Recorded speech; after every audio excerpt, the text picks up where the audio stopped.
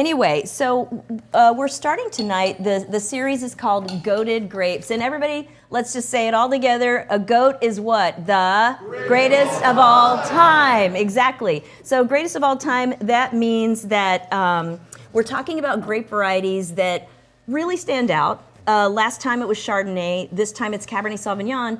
And there's a lot of reasons that a grape could be a goat. Those two grapes were the grapes in the Paris tasting of 1976, probably because they were known as goats at the time. But in your opinion, what makes Cabernet Sauvignon one of the goats? Well, I'll say is, when we talk about varietals that are goats, if you will, we talk about noble varietals. And these are varietals that, while there's a lot of very interesting grape varietals, thousands of them all around the world, there are certain varietals that have proven themselves to consistently produce great wines. In good years and not so great years, they produce a complete palate. They're usually aromatic varietals, they have the structure, and they've also proven to be able to cellar well and age for a very long time. And there's a lot of wines that I really like to drink that are really interesting, especially when they're young, and maybe they can age for a few years, but they either typically have a structural hole where they're sort of missing something, but they're still very good, or they just don't have the potential for longevity in the cellar. It doesn't make them any less important as far as like having wines in your collection to just drink when they're really young. Those are very important wines.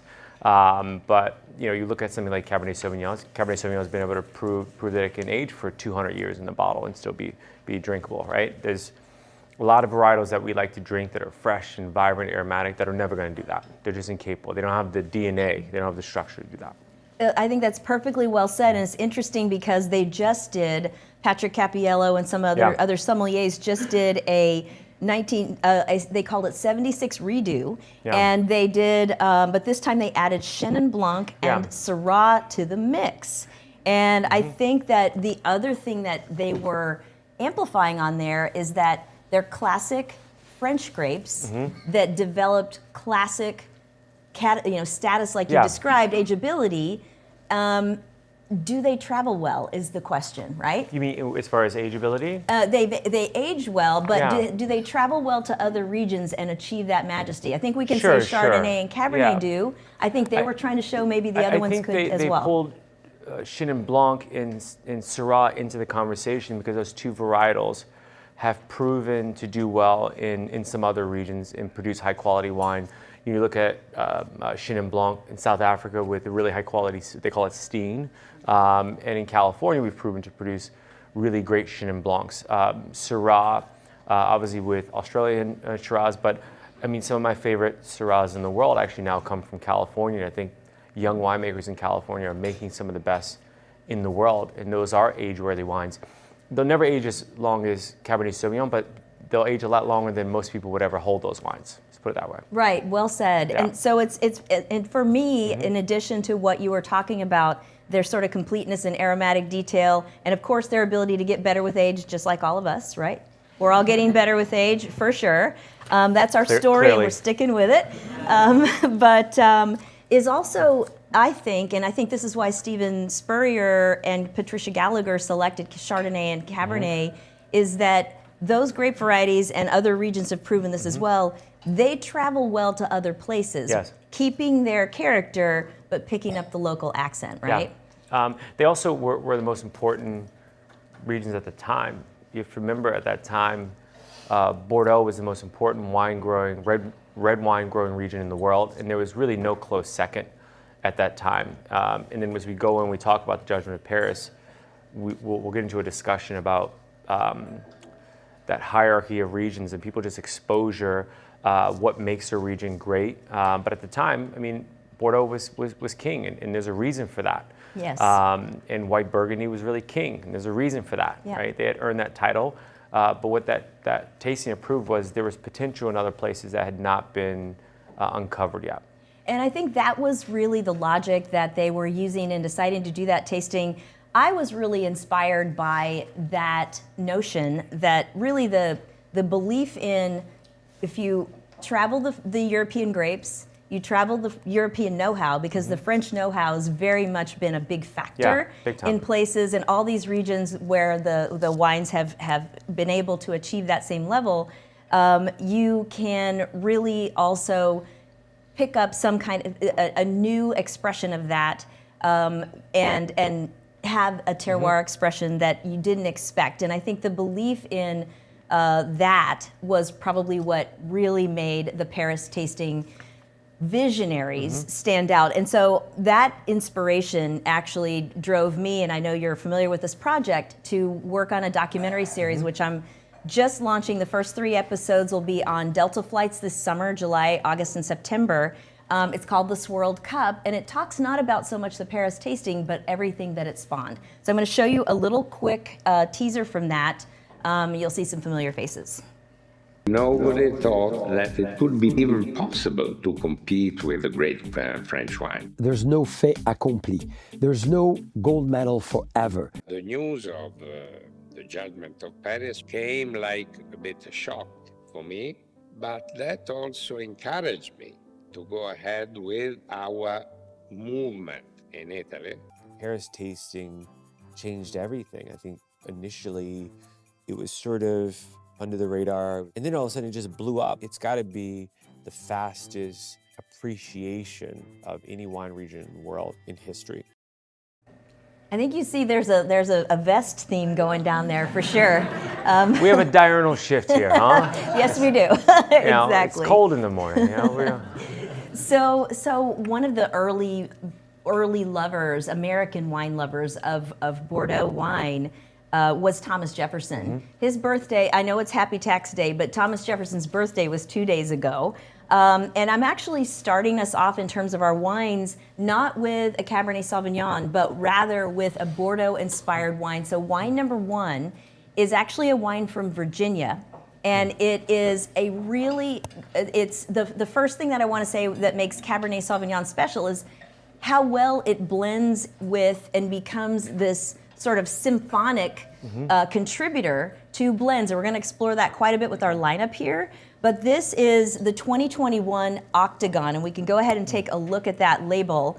And the name is inspired by the Palladian architecture. This is a floor plan that Thomas Jefferson did for his friend, the governor of the state of Virginia. It is Merlot driven, 64% Merlot, as you can see. And he came back from France and brought both great Bordeaux wines, but also the dream of making wine of the quality of Europe in the United States. What was the problem? Because it took some time. They've got it going on today, but he had some trouble. Well, there's a lot of issues. I mean, we always talk about a region's potential, and we forget that there's a lot that goes into taking that potential and turning it into a great bottle of wine. And part of it is just the viticultural knowledge, which, you know, at that time there were very few records. It was spoken. People would go in, they would talk about things. Regions just sort of handed these traditions down generation to generations. There weren't a whole lot of books and records. There were some, but not enough. But then you're also going into a completely different region, different climate, different precipitation patterns, levels, disease pressures, the know-how of local labor. I mean, there's so many things that go into it. On top of that, facilities, winemaking, barrel. I mean, there's so much that goes into just uncovering the potential of a region. And we didn't have that in the U.S. You have to remember, is most of the people who came to the U.S. at the time that were sort of dominant, they came from the U.K. They have no viticultural background whatsoever, outside of just drinking an enormous amount of wine, because British were very big consumers of wine, but they were not farmers. They didn't understand how to develop a vineyard, choose the right site, plant it properly. The centuries of Massao selection and material that was planted and right for the right region, the know-how on how to farm it, how to make it. I mean, it was nothing. I mean, you just raw potential. But obviously, Thomas Jefferson was a massive Francophile. He not only loved the wine, but he loved the cuisine, and spent actually, if you read a lot of the old history books, too much time in France. To the point where people thought that he had sort of alienated the country and his responsibilities in the country because he was enjoying himself, eating and drinking in France, which I don't blame him. Indeed. Yeah. Well, and I think also, and we've got Holly is saying that Barboursville is on. Oh, yeah. She says, and this is such an incredible wine. And I just want to point out that we have a fabulous pairing plate here with us that Chef Chris Limerand from the Grove Restaurant prepared for us. And he takes a little bit of cue from me, but then he always has some tricks up his sleeve. So we have this really incredible custard here that it's got some confit guinea hen, it's got some puffed quinoa, it's got a lot of cool stuff. Did I get that about right-ish? Okay, pretty close going on. So I would love for you to try a little bite of that with this wine, because I think the subtlety of this wine is really sort of geared to that. I also just tasted it. We've got popcorn, because if you know me, you know I'm a popcorn and wine fan. Popcorn, and I threw a little bit of the chopped thyme. On your left is chopped thyme, on your right is chopped rosemary. Just bringing in a little bit of that herbaceous character with the Pinot Noir makes a really nice pairing with this. But it's when I was doing some of the research for this documentary, I actually read Thomas Jefferson on Wine, which is I think it's an 18-hour read. And much of it is taken from his garden book and from his notations, all of which went into the initial collection that created the Library of Congress. So dude was very studious about his wine and his grape varieties and tried very, very hard. Also took a long time to get there because the vines were not adapted to the pests and diseases of the United States. Now we have solutions for that. But let's take a look at a little quick video of Barboursville so you can see kind of where this comes from. It was the dream of America's founding fathers like Thomas Jefferson who designed this mansion, a governor's mansion that's now a ruin, that the wines of America would someday rival the quality of those of Europe, especially France and Italy. Thomas Jefferson was very intrigued and attracted by the European culture in general. When he was in France, he learns about the great wines of Bordeaux, which then he imports after he comes here back in Virginia. So you go from 1807, from the last planting of Jefferson, 22 European varieties, to 1976 to really see his dream come through of be able to produce a great bottle of wine in Virginia. That was his dream, and here it came to be. And so the other thing you should know about Barboursville that's so cool is that he's from Piedmont. And the other wine style, the other wine style, or one of them that Thomas Jefferson really fell in love with, was Nebbiolo, which was, I think, sparkling and slightly sweet at the time. But anyway, they make a great Nebbiolo because Luca Pasquina, who you just heard from, is from there, and I think it's a beautiful region. If you ever get the opportunity, if you're in DC, I grew up in DC, so I spent some time out in this area, and it's it's close enough to DC you can just take a quick trip out. It's absolutely beautiful. There's a number of fantastic wineries. This is definitely the most historic for obvious reasons, but there's a lot of like new kids on the block. It's a really fantastic region. A lot of the wines are consumed within the area because there's a lot of tourism, but they're world class. There's obviously a very famous RDV does a great job. They actually got acquired by a very major French Bordeaux producer. So it shows you what the potential is, not just the potential, but the quality of the wines that are already being produced there. Absolutely. Well, so it's a great segue into Bordeaux, really the mothership for Cabernet Sauvignon, because our next wine that we're tasting is the Chateau Lascombe. And I should say that, first of all, thank you. Because you're the CEO of Lawrence Wine Estates, but also Domine Estates, which is the importer of two of the great wines that we have here. And this is a completely, now we're going into the classic Bordeaux expression, although I would say the Octagon in terms of a blend is a pretty typical Bordeaux blend because so much Merlot. But take us into where does Cabernet work and why, and talk a little bit about this wine. And we'll just go ahead and show the label as we get started on the discussion. Yeah, so our company bought Chateau Lascombe in 2022. So we didn't ferment this wine, but we did the aging and the blending. Our first vintage fully farming and making wine was in 2023. We hired Axel Heitz, who's now the director and oversees everything.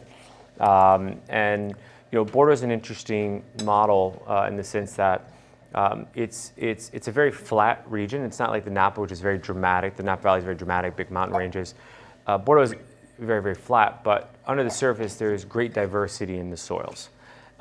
So Bordeaux from very early on decided not to really focus so much on varietal, but really focus on blends. And so instead of having an anchor varietal, what they said was we would plant the right varietal for the right soil. So what you often see is a lot of Merlot planted in clay and Cabernet Sauvignon planted in a lot of the rocky soils. They mix that up a bit as well because that gives you some complexity. There's a lot of Cabernet planted in clay as well. So this wine in 2022, this is predominantly Cabernet Sauvignon, but a high percentage of Merlot. This comes from Margaux. Château Lescombe is a second growth. The chateau was originally developed it was before the French Revolution, so in the late 1600s. Then the Chevalier de Lescombe sort of took over. They were executed during the French Revolution. New owners took over, and it's been consistently making wine for 400 years now, which is pretty incredible for a chateau. But what really makes it work really well in Bordeaux is Bordeaux's a continental climate, and they get the rain throughout the entire season. It's pretty cloudy, so while it actually can get very, very warm in Bordeaux, it's not very sunny. So they don't have a diurnal shift like we have. A diurnal shift is when it's sort of cold in the morning, gets very warm in the middle of the day, and then it gets cold again at night. Well, they don't have that in Bordeaux. So in the middle of the summer, it's really cold and rainy springs. Then it gets really warm, but it's warm during the day and at night. So it sort of slowly ramps up, gets really, really warm, and then they have harvest. But you would say, okay, well, it gets way too warm. But they get relief through rain, right? So they get rain all the way through, oftentimes even through harvest. So they have major issues with mildew. What that does is that keeps a really good balance in the vineyard. The clay can hold a good amount of water, while the gravelly soils and the sand will be much more well drained. And those they almost create two different growing conditions that you have to farm almost like separate regions, even though the climate's the same. So there's a lot of elements that go into growing these varietals in Bordeaux that are not just the soil, it's the plant material, it's the varietal, it's the season, it's everything. But really, Bordeaux is the benchmark for our understanding of what a classical expression of great Cabernet Sauvignon and Cabernet Sauvignon blends are. Perfect. And let's take a look one more time at that label because, okay, you mentioned that it's a second growth, and you see that right there on the label. If we can just go back and explain that, because the classification only applied to that one section of Bordeaux and kind of a Cabernet-driven area. Just talk about that. Yeah, so in 1855 for the World's Fair, Bordeaux had already sort of planted its flag as really the great red wine region in the world at the time.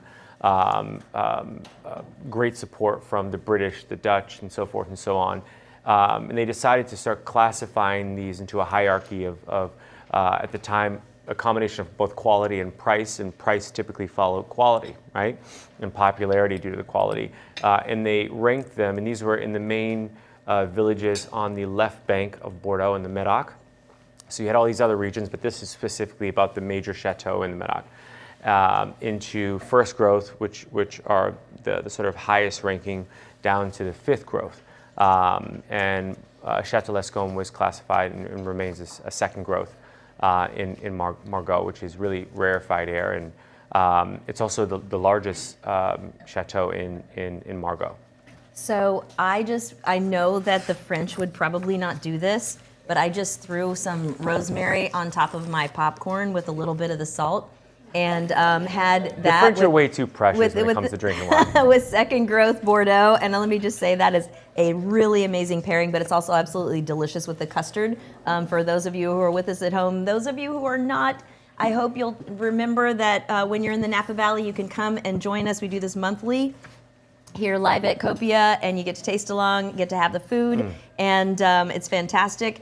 Brian Steller, though, apparently is quite the expert on Virginia wines, but also Maryland wines. And us talking about, we did actually feature Early Mountain Brian on a prior broadcast. Their Petite Manseng was on our first live broadcast with an in-person they make audience. very good petit maître. It's really fantastic, and it was a great food wine. But he's also mentioning Virginia wineries, and I think that's really cool that almost every state really now makes very and you fun see wine. the quality go up. I mean, we talk about that. The potential of a region is meaningless without the talent to express it. Right now, America has such great winemaking talent that people are starting to spread their wings. You see people training and then going to regions like the High Country in Texas and Virginia and New York, and what you see is the quality increasing. Well, the dirt didn't get any better, the weather didn't get better. It's just they have talent that understands quality viticulture and winemaking to express the place at a higher level. Perfect. So our next wine number 3. Is really another story of friendship and mentorship and friendship going back a long way. I would say our friendship as a country with the French, outside of all the wine know-how that they've brought to us in so many other countries, is pretty deep. We're coming into America 250 celebration, and I don't think we'd have a country without the French. They were really big investors of money and also talent to help us get where we are. So that's pretty special. This one, though, is an Italian, Filippo Mazze, from the Mazze family, whose winery still exists today, under, I think, the same family lineage, correct? It is, yeah. They've been making wine continuously for 600 years, the Mazze family. So this is the wine that is named for Philip, because he was a close, dear friend of Thomas Jefferson. I think he was a wine merchant and maybe actually sold good wine. Yeah, he was. So obviously this is one of the big noble families in Italy, in Tuscany. Massive holdings, various different types of businesses. Filippo Mazze took a special interest in horticulture and viticulture. Loved wine. They were already in the wine business at that point for 250 years. He spent some time in the UK being a wine merchant. And then over time, met some of the early sort of pioneers of America, and they expressed an interest in having Europeans come over and essentially help them sort of develop vineyards because they love drinking wine. Mainly, that was the main reason. And he made it his business to come over, and he actually bought a pretty large tranche of land in Virginia and developed vineyards and taught them about viticulture and planted Vitis vinifera, which are the grape varietals that we all know today, which are all mainly from Europe and that part of the world. All the way down actually to Persian countries as well, some Vitis vinifera. But he was really instrumental in the Virginia wine industry, which also was just the beginning of the wine industry in America in general. Obviously, you had various other Europeans that had come through and sort of planted some vines, but he really was super knowledgeable. He'd come with this lineage of centuries of understanding of viticulture. He was a plant dork. He brought budwood. He brought teams of viticulturists from Italy and really set up a real wine growing region in Virginia. So it's not a name that we really know. A lot of times in America, we don't like to give a lot of Europeans a lot of credit for the work that he did here because we kicked them all out. But he was really instrumental in bringing proper viticulture and the budwood and the know-how to Virginia. Yeah, and I'd like to, let's show that label one more time, because I think I was, when you guys suggested this for the tasting, I didn't realize it was 100% Cabernet. Yeah, this it is is very cool. So this is a blend. And it's French and American oak, which is kind of apropos. Yes, and they did that intentionally. So we actually are a company that I run. We import the Mazze family wines into the U.S. And they own vineyards, tons of vineyards around the region of Chianti Classico, all the different villages, but also in Maremma, close to the coast. So this is a blend of Cabernet Sauvignon plantings from Maremma and Chianti, but in homage to Filippo Mazze's contribution to the U.S., decided to integrate some American oak to show that sort of partnership through this wine. It's a really fantastic wine. It's fantastic, Yeah. and I think the thing that I think a lot of people don't know as well is that Mazze was acknowledged in a congressional resolution, I think in either the late 90s or early 2000s, finally, because his writings were paraphrased in the line in the Declaration, all men are created equal. And so that came from his partnership with Thomas Jefferson and their influence on that. So still got a long way to go on that concept, but we are the the whole world does. Yes, we do. But the petri dish, or that's the principle, and we're all doing everything we can. So this, I had to have it with I forgot what this type of charcuterie is. He told me, what is it, chef? Bresaola. Okay, so of course, it being an Italian wine, I had to have it with that, and it's delicious. But I really loved it with the custard as well. And the cheese that you have is Manchego, which from the time that my kids have grown up, we called it mommy cheese because I love this cheese with wine. Most people go for Parmigiano Reggiano, but to me that's a little too salty. Yeah.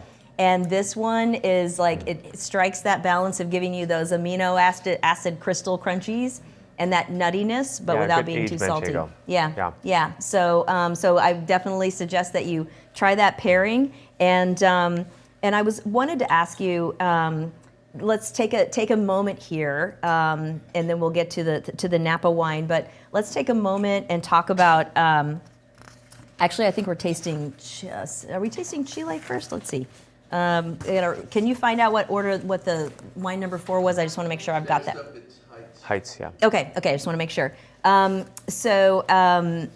The tell, if you were going to, for all you people who are blind tasting practicers or going for your credential, your certification, is there a tell for Italian Super Tuscan Cabernet versus Bordeaux, or what? I think that's really, really difficult. One, because they lack consistency in their blends. They're all over the place, which is what we love about them as consumers. But as far as trying to find some typicity in them, very, very difficult. Because you'll get some that are pure sort of Bordeaux blends, Cabernet, Merlot, Petit Verdot. You get some that are Merlot heavy, then you get some that are Merlot and Syrah. You get some that are Cabernet and Sangiovese. It's all over the board. I would say that their winemaking techniques typically will give you, it's just a sort of a benchmark of Italian wines, what they call a little volatile acidity on the nose. And it's just how they make wine a lot of times. But you have to remember is most of this part of Tuscany is a true Mediterranean climate. It's probably more akin to Napa than it is to Bordeaux in its climate and temperature and so forth. So I would probably link it more to Napa style than I would Bordeaux. Yeah, that's a good. I think that's a good point. It's sunny and dry and warm. Yeah, they've got the Mediterranean climate. They've got the ocean influence. That's a great point. And I guess that just more undulated topography that probably they do. They've got a little bit more of a hill than Bordeaux. Yeah. But they don't have mountains like we do. Right. Yeah. Right. Their farm is a little easier. A little bit easier for sure. So I loved this with the custard as well. And if you're looking for guidance, you're kind of my tasters who are here in the room are. I'm sure you're capable of, doing your experimentation, but so far so good? Yeah? All right. So pretty cool to have this sort of world tour of Cabernet Sauvignon, and we're not done yet. I'm going to go off script. I'm going to take you out of your tasting order that's on your tasting sheet. I know. You're like, we're 3 wines into it. This is going to be a problem. But I really want to go to wine number 5 first. Because I feel like I want to end on the Heitz Cabernet from a body perspective and so on. My bad. But keeping with our theme of mentorship, friendship, emerging terroir, in exploring the themes of this documentary, I realized that there were a few players who had a really big role in that. Now, you could go back to 250 years and say Filippo Mazzi for sure, and it's a similar thing, though, in that era, in the sense that we had, here in the Napa Valley, Robert Mondavi, who was really determined to show, by creating it, by willing it through commitment to quality, the potential for California wines. But it wasn't just California. His sights were on the idea that great terroirs, there were a lot of great terroirs around the world. Yeah, and this is a rare thing. I mean, this is a very American mindset because we were, California's been producing wine for a long time, but really prohibition sort of ruined a lot of our sort of cultural connection to wine. It was sort of reborn. So if you look at that, by the time Robert Mondavi enters the picture, we're really only drinking wine again for 30 years. Still very new, right? In a sense, especially modern winemaking. So for him to see the potential of Napa in a time where no one cared about the Napa Valley, we really have to look back, 60 years and remember that no one in the world cared about the Napa Valley. They didn't know where it was. They didn't hear the name. They had no clue what it was. And these people were working with very little applause, but they knew that there was something there. They could taste it. They knew the quality was there. It was like, how do we get the world to know that? So he knew what it meant to be an underdog, but have so much potential. And I think that's what fueled his energy to go around the world and find these other terroirs. People don't remember is Robert Mondavi was one of the original developers of Ornellaia, a super Tuscan. He's the one who actually developed that with an Italian family, and then obviously going down to South America with the wine we're tasting now, which no one cared about South American wine. They just didn't, and not at a quality level, right? South American wine, they had started to export a lot of wine, but it was cheap jug wine, not what we have in our glass today. Right, and so there were a few families, though, that were really, really determined in the same way that California had been in the 60s and early 70s, really before that, but especially by that time, getting some critical mass. And one of those was the Chadwick family. Yeah. And Eduardo Chadwick and Robert Mondavi became close friends and started and teamed up on this partnership. Here's a picture of them early in the early days of that. I think they started in the mid 1990s. And we're creating this wine called Senya, which I think is a sign of, and getting to the point where by 2004, Eduardo Chadwick was saying, we think we have something that's global potential in the same way that in the 1976 tasting the Americans did, and he did something called the Judgment of Berlin with this wine and another of the family's wines. This time it was comparing blind and with professional palates against classic French Bordeaux's benchmarks and Italian Super Tuscans, and the wines fared really well. They made the top 2 spots. When we have these tastings, there are no winners and losers. These are all great wines within a hair's breadth of a point. Yeah, and one thing I'll say about this is really interesting when we talk about, again, the talent. Robert Mondavi was one of the greatest visionaries in the wine industry in the history of the world. He just was. Incredible marketer, incredible sales guy, incredible visionary, kind of guy who just made things happen. But Tim Mondavi was really like the guy who understood viticulture and winemaking at a high level in the family. And when they went down and developed this project, much like Tim's impact with Robert Mondavi Winery here, most people know that Tim was the winemaker in the family. He was the guy who was actually making all those great old Mondavi wines that, especially from through the late 70s and 80s, because he was in the class of 74 at UC Davis. He came out. He'd already obviously come from a winemaking family, but all his late 70s and 80s, that was Tim, and he was really instrumental in developing the vineyard for Senya, the plant material, where to plant, because obviously at that time land was very cheap down there. You could pretty much just choose where you wanted to plant things. Winemaking style, Tim had a really big impact. It was the whole Mondavi family, but it was really Mondavi's sort of vision, and Tim was the family member who was armed with making it happen. And I think part of that was just their mentality of they knew that there was a really big fight in Napa to get the world to recognize the quality. I wouldn't say potential because it was already realized, it was in the bottle, but to care. And I think he had already gone through that and understood what the Chadwick family had in their hands and said, look, we've already had our battle, we'll go in this battle with you as well. And we can see in the glass, it's the results are really extraordinary. Yeah, and at the same time that was all happening, the French were noticing it too, and Michel Rolland was down there working with the La Pistole property. Michel Rolland was he really was instrumental in all of South America, Chile, and Argentina in helping them advance their viticulture and winemaking. He actually ended up owning an estate down there.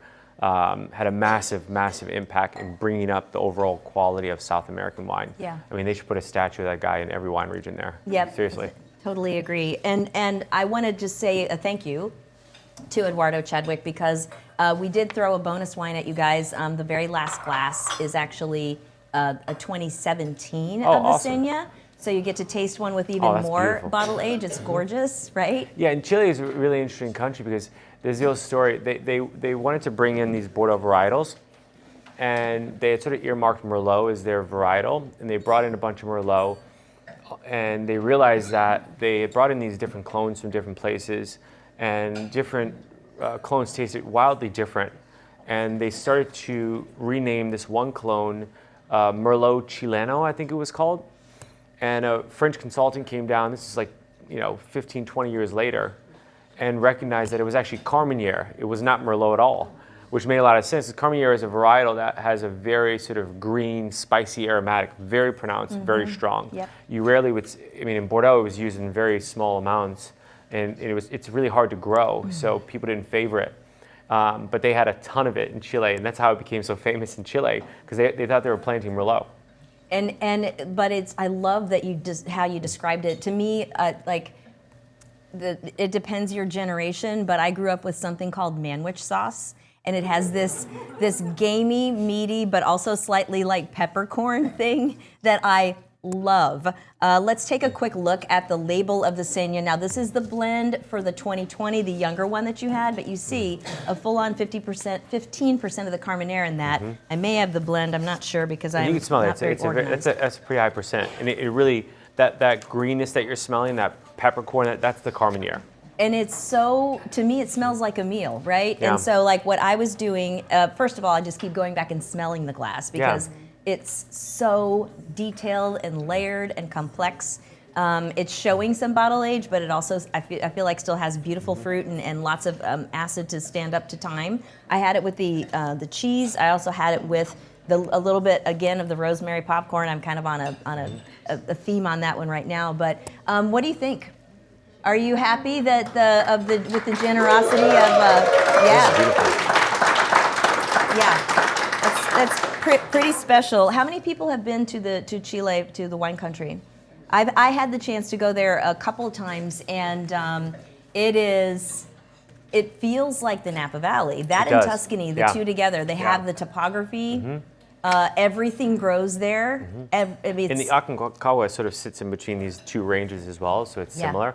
And the people are extraordinary. The food's fantastic. It's a great country. If you haven't just gone to Chile, it's a really beautiful place to visit. Very easy to get to. And it's a really interesting country because, as you've seen on the map, it's very narrow and very long. So you can be on the ocean surfing, get in your car and drive, and actually go up and ski the same day. That's the thing that I think reminded me of a little bit, not the ski part, a little bit. It's a little bit longer drive, but we're that close to the coast, and it's so everything grows, everything swims, like everything you could want is really close by, and that's pretty special. So super loving that wine.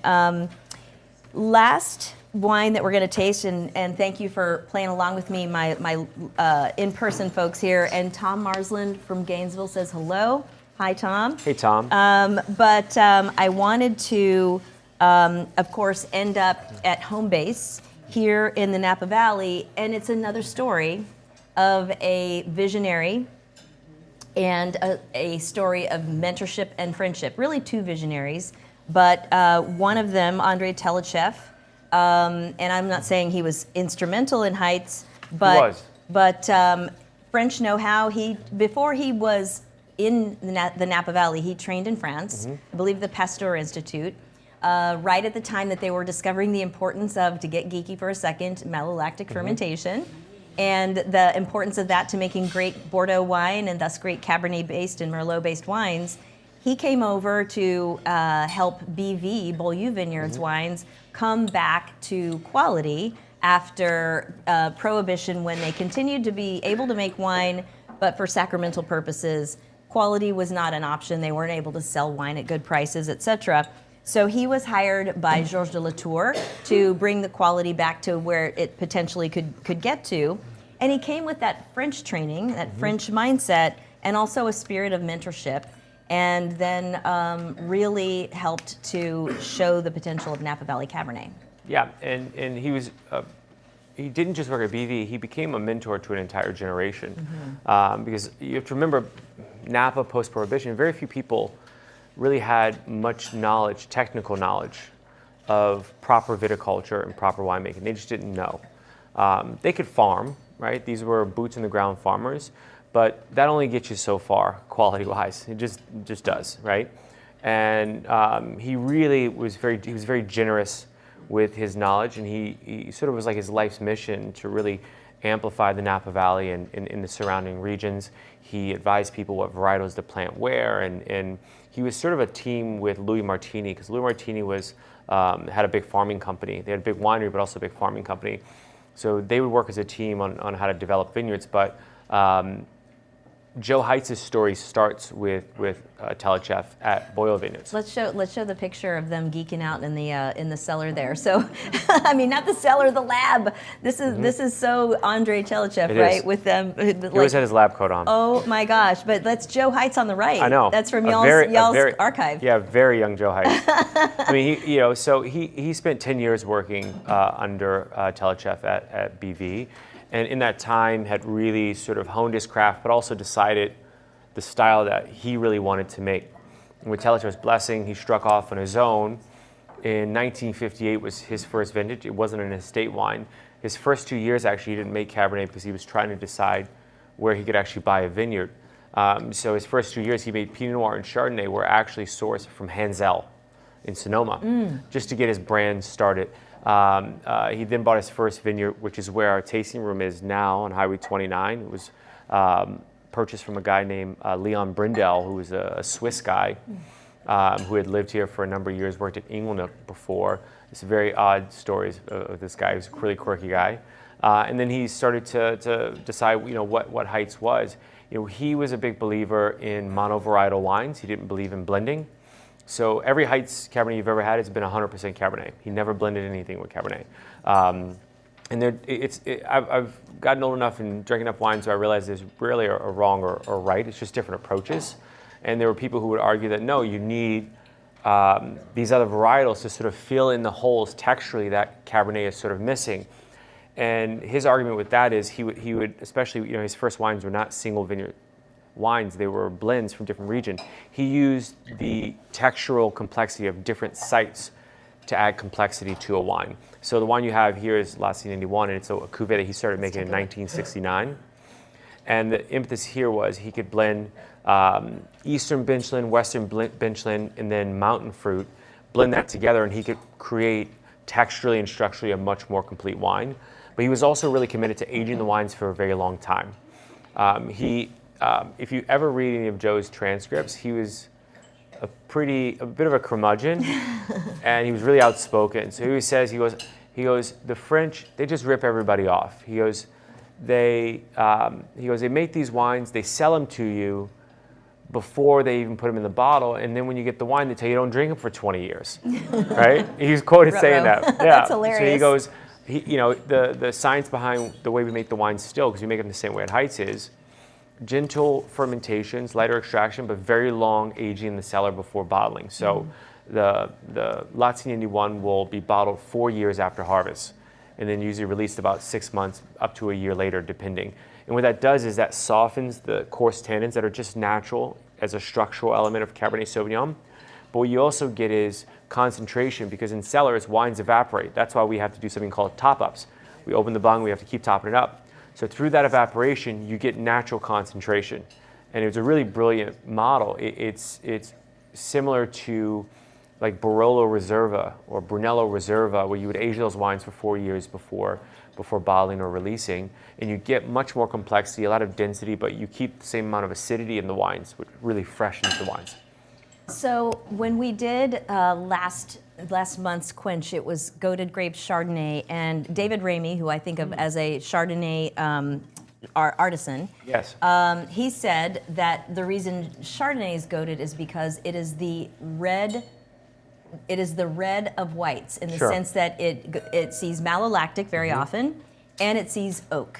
Yeah. And so could you just talk about the importance of oak here when it comes to Cabernet Sauvignon?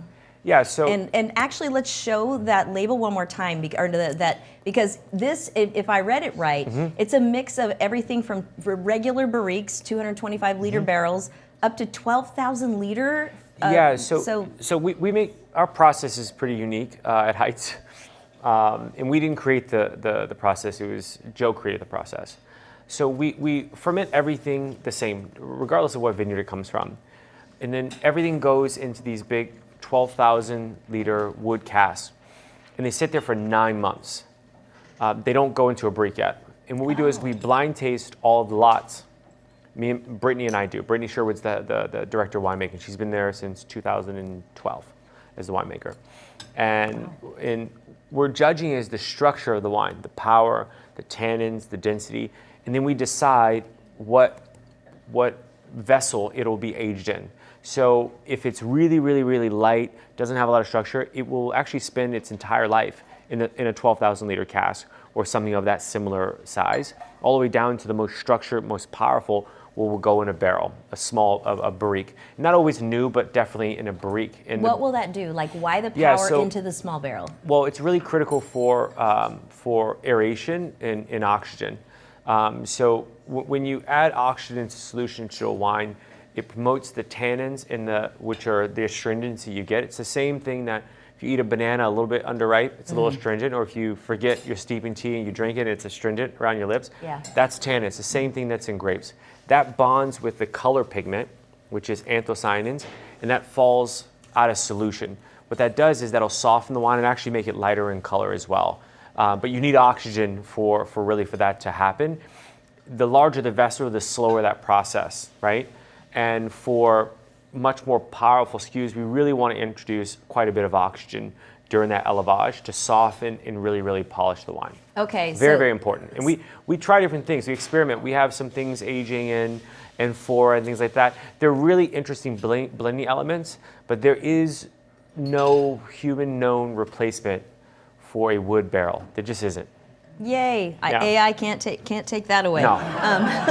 So a couple things you said. SKUs, that just means like the particular wine. Oh, did I say SKU? Yeah, Sorry. you did. Yeah. And then élevage aging Yes. regimen. Yeah. Yeah. So Yeah. élevage is it's raising the wine. Yeah. And it's how long the wine is aged in the cellar before it is bottled. And there's a lot of different vessels that you can use depending on the result. So typically, really fresh, bright red wines sometimes we'll never see wood. They'll just be fermented, pressed off, and just aged and stayed until bottled. Those are really inexpensive. You typically drink those cold.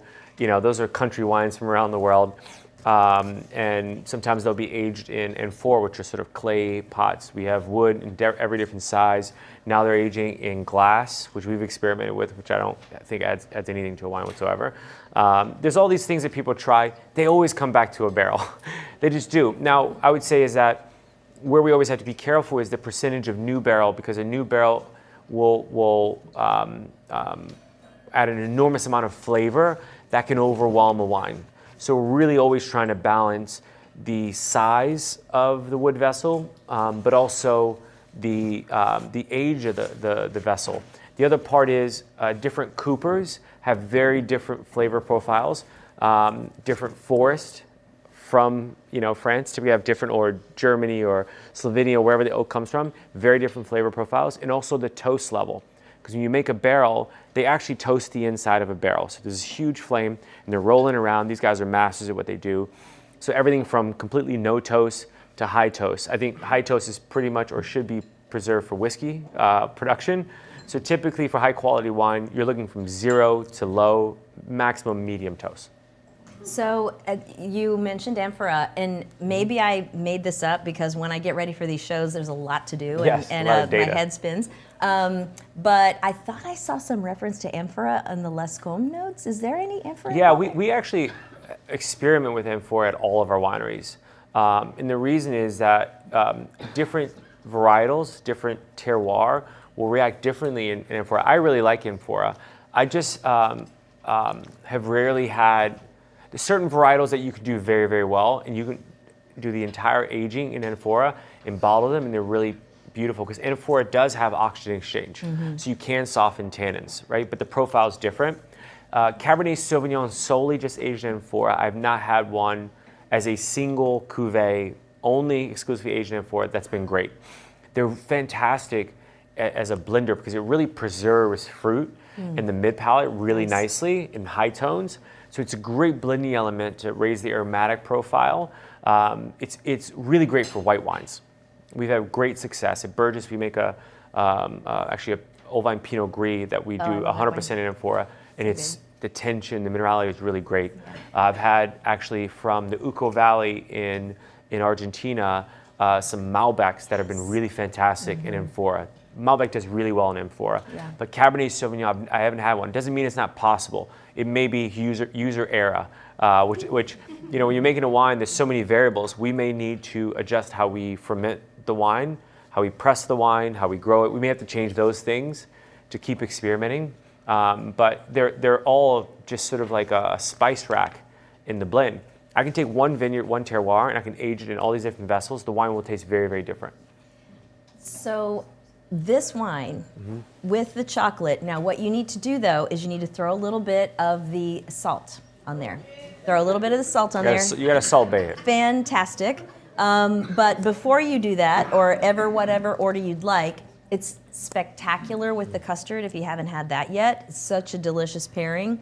Everything, of course, goes great with the cheese. One thing I'll say is really what makes also Cabernet Sauvignon so special, and it's the reason why we hung our hat on it in Napa, is when we talk about the structural elements of a grape, it's also what makes Chardonnay really great. Is Cabernet, we have really structured tannins. We have great aromatic complexity. Cabernet Sauvignon has this whole range of aromatics, including florality, a slight herbaceous vegetal note. It's got red and black fruits. It's got all these things you really love. It's got great mid palate, but it has this incredible ability to preserve acidity, even in warm vintages, right? And that's really unique. Chardonnay can do that as well. It can hold acidity really, really well. And whether you like really high acid wines or mid-acid wines, depending on the region and the vintage, it'll be in that realm, but they're not flabby wines. When I mean flabby wines, these are flat wines that just have no cut. And why that's really important is it's important for wines often to have a certain amount of acid for aging, keeps the wine fresh, but also with food, right? When you're thinking you're drinking wine with food, the acid really refreshes the palate. It makes you salivate. It can cut through fat. You know, all these things that you need when you're eating, right? It's the reason why we always want a nice steak. We want a great rack of lamb. You know, we want, you know, sometimes a great duck breast. I eat a lot of duck breast with Bordeaux. And it's because it breaks down the fat, both the tannin and the acid, and it keeps the palate refreshed. So you want to take another bite. You want to take another sip. And that's really important when we're looking at, like Heitz specifically has been really focused on the acid structure. Cabernet Sauvignon always has enough tannin. It's just the nature of it. We don't ever have to try to get more tannin. But we try to farm in a way that preserves acid in the wine as much as we can, because it really cuts through. I feel like we were twins separated at birth, because like to me, the acid, it makes your mouth water, so it makes food taste better, right? Every condiment in your refrigerator or your cabinet, if it isn't based on salt, it's based on acid, right? If you're throwing a squeeze of lime or whatever it is, all mustard, vinegar, all the dressings, not the dressings I grew up with, Thousand Island is sugary. But barbecue sauce has a lot of vinegar in it. Exactly, and so that's a huge thing, and then that counterbalancing to tannin and fat. That's why we have, like, it's fantastic with the cheese. It's fantastic, and I loved what you said about that those elements in Cabernet that are slightly herbaceous. That's why we threw the rosemary and the thyme at you, because if you haven't done a little bit of that with the popcorn or even with the cheese and the wine, you're going to suddenly start to see that level of detail and excitement come through when you taste them, which is super cool. We're just about at our time, and we've told a little bit of a story that's very exciting, though, as we go into, as we are almost to the 50th anniversary of the 1976 Paris tasting, which really is it was a moment that launched many, many terroirs, the belief in the potential of many across the world,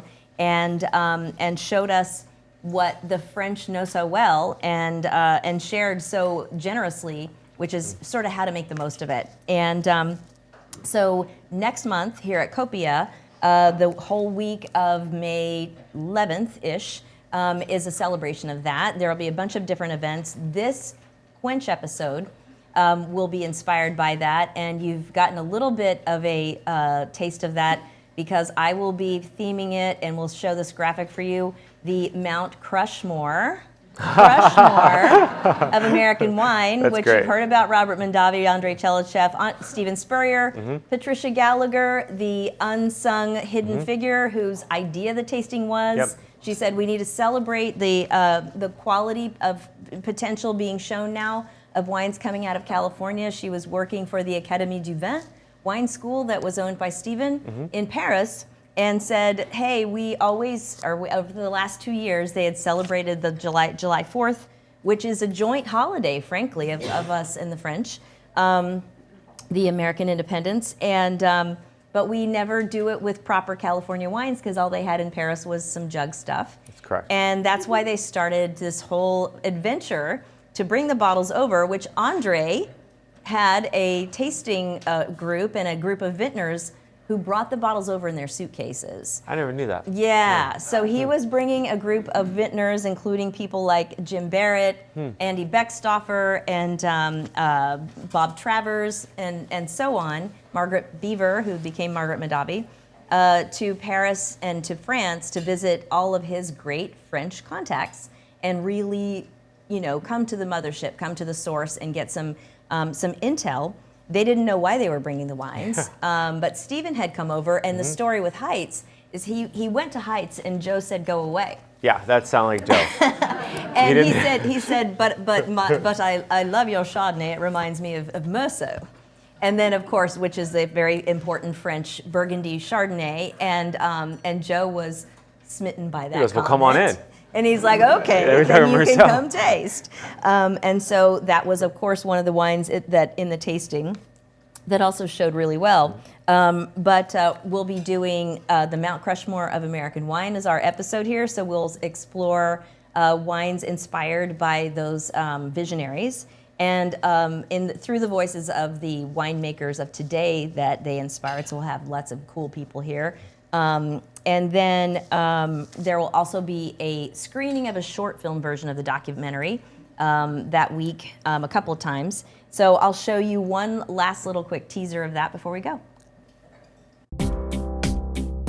Even if you've never been to California, you probably know that here in the Napa Valley, wine is king. But it wasn't always that way. I was just lucky I was free that day. It's completely leveled the playing field across the world of wine. A single column Time magazine article tucked beside a tire ad. Our Chardonnay had been $4 for the previous year, 1972.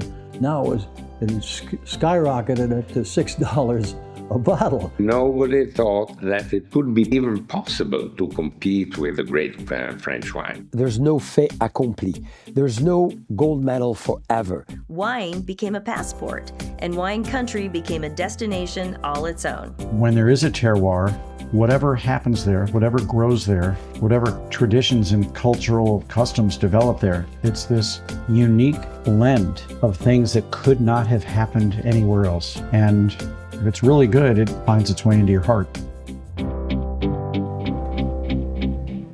Awesome. So, thanks.